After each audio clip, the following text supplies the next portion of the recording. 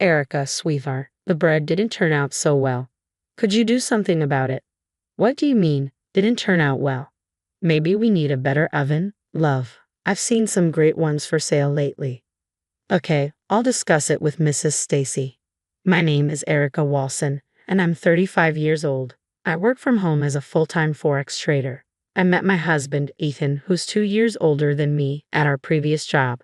We were both employed at a small mail order business. Ethan in the pet food department and I in customer service for the cosmetic department. The job was challenging, often requiring us to stay late and catch the last train home. However, we always looked forward to our weekly drinks with the same group of coworkers after those long nights. Back then, we worked overtime day after day, finding little joy in life.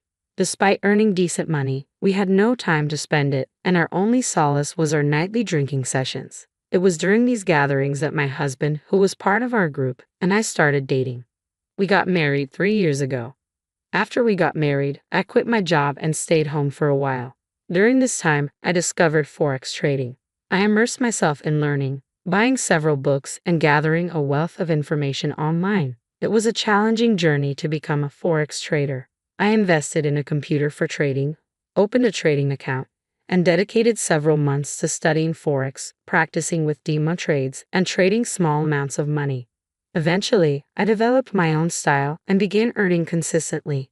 However, my in-laws who live with us don't understand my job at all. Last year, my father-in-law retired. They were living on their own in public housing, and my husband, concerned about their financial situation, invited them to move into our 3-bedroom condo. I pay the rent for our condo. When I first started with Forex trading, my husband was still working, and we managed to get by.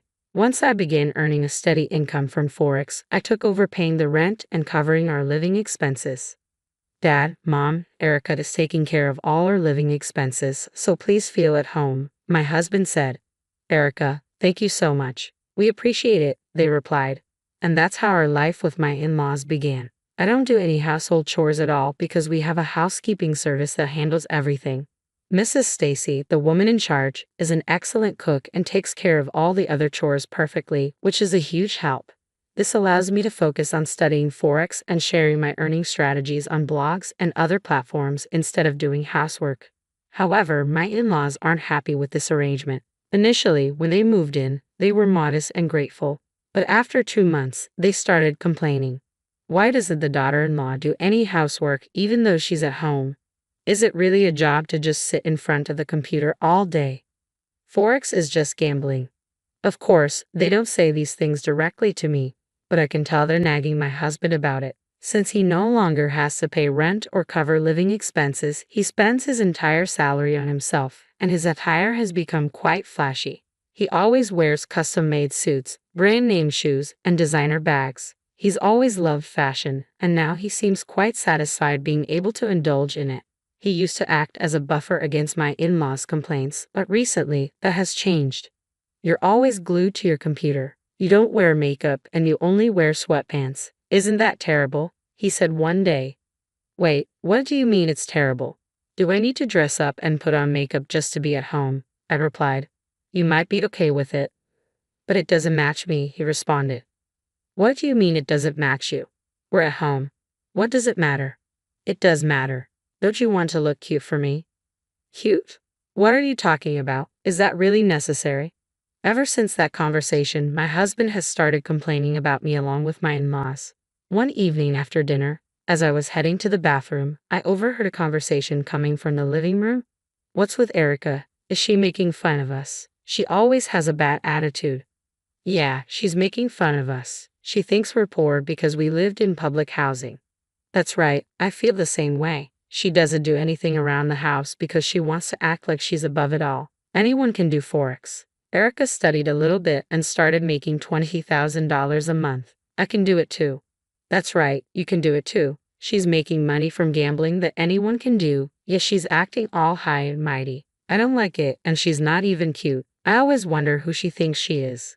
Even though I work from home, I always had breakfast with my husband before he left for work. He still works at the same company we used to work at, so he comes home late. We both cherished our breakfast time together as our time, but he started avoiding it, saying, I'll eat breakfast on the way. I'm good leaving without eating. My mother-in-law sneered at my husband's behavior. Yeah, Ethan must be getting tired of a woman who doesn't fulfill her duties as a wife. It's only natural. Duties of the wife. Isn't it enough that Mrs. Stacy is managing all the household chores flawlessly? Talking about traditional wife duties seems outdated. Outdated. We hold on to old-fashioned customs. I received plenty of scolding from my mother-in-law too. What do you mean by scolded? As long as the housework is taken care of, isn't that sufficient? I'm the one covering the expenses. Expenses? Do you think I'll stay silent if you bring up money for a few living expenses? My mother-in-law, who had been living without the burden of covering living expenses, seemed to be using money to socialize with others her age in our apartment building. I noticed her purchasing and flaunting expensive brand name bags multiple times.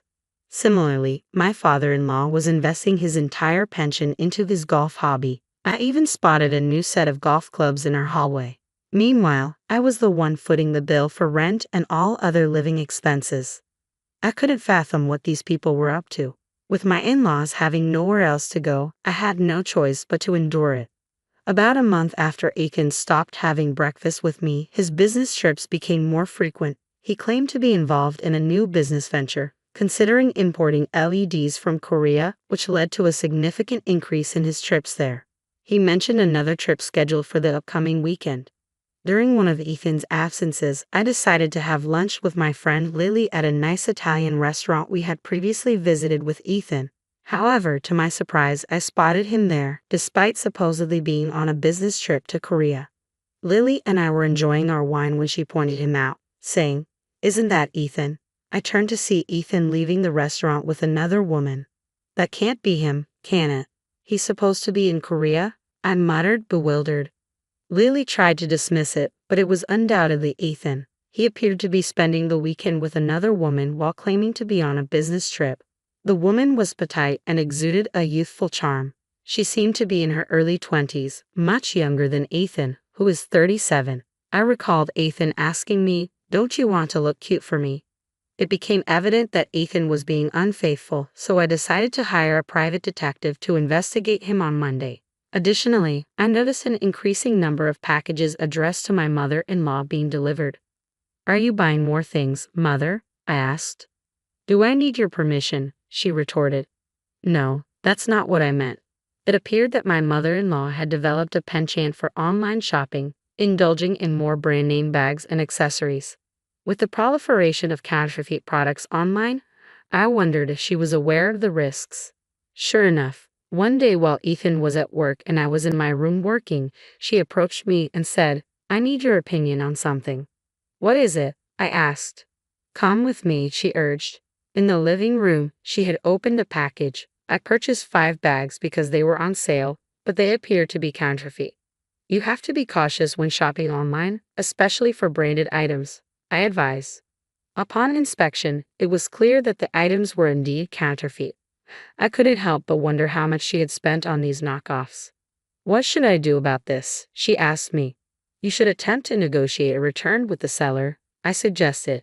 She tried contacting the seller but struggled to find their phone number. When she finally did, it turned out to be disconnected. Emailing them proved futile as well, with no response. In the end, she had paid a total of $3,000. The e-commerce website seemed legitimate at first glance, but it offered brand name bags at unrealistically low prices. Since she had paid via bank transfer, she couldn't seek recourse through her credit card company, and the site had a strict no cancellation policy. Mother, it's crucial to exercise caution when purchasing brand name items. If they're unusually inexpensive, chances are they're fake.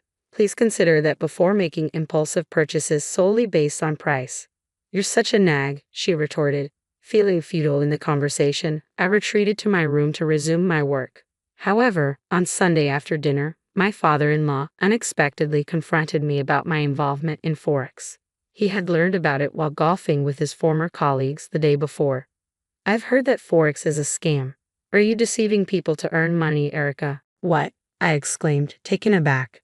"I've heard they lure you in, saying, 'Want to make easy money with Forex? We guarantee you won't lose, and then trick you into investing.' Your Forex activities must be a scam too," my father-in-law accused. "No, I'm not persuading anyone to invest. I defended. You think you can deceive me just because I'm not tech savvy? He challenged. No, I'm not trying to deceive you, I insisted.